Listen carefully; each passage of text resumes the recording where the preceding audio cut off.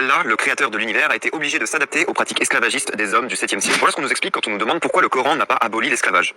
Tu crois que l'esclavage noir était juste une affaire de marchand ou de commerce? Non, il était béni par les religieux et les papes. En 1452, le pape Nicolas V écrit la bulle Dum Diversas. C'est pas tout. Il paraît que c'est à elle qu'on doit l'interdiction de l'esclavage et l'abolition de la castration de ces pauvres eunuques. C'est sûr, d'un point de vue humain, bannir l'esclavage, c'est une bonne chose. Mais où commence vraiment l'esclavage? Prenons l'exemple des courtisanes du quartier des plaisirs. Certaines mettent leur corps en gage contre des sommes rondelettes. C'est considéré comme un emploi quasi légal, mais si on y réfléchit bien, le commerce du quartier des plaisirs est une forme de traite humaine. Quand l'interdiction de l'esclavage a été annoncée, la mère Macrel en a eu des sueurs froides. La pratique a été interdite par décret, bravo, mais dans les faits, tout le monde sait qu'elle existe encore. Elle a simplement changé de nom.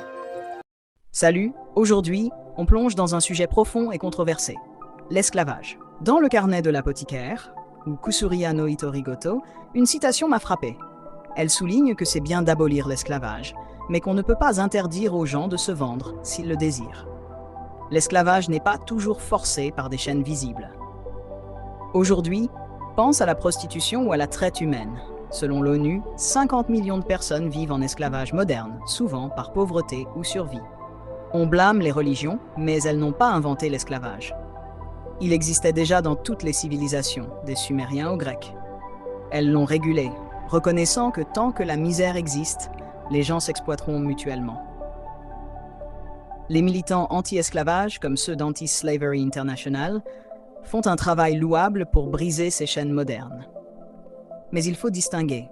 L'esclavage brutal inclut la maltraitance comme outil de contrôle. Torture, séparation familiale, sans limite, comme dans la traite atlantique. En revanche, dans les religions, c'est encadré. La Bible condamne la maltraitance entraînant des blessures permanentes, menant à l'affranchissement, et le Coran exige un traitement humain, nourriture, vêtements égaux, et fait de la maltraitance une cause de libération. Est-ce réaliste ou défaitiste? C'est bien de vouloir éradiquer l'esclavage, mais on ne peut pas empêcher quelqu'un de se vendre lui-même. À vous maintenant de juger.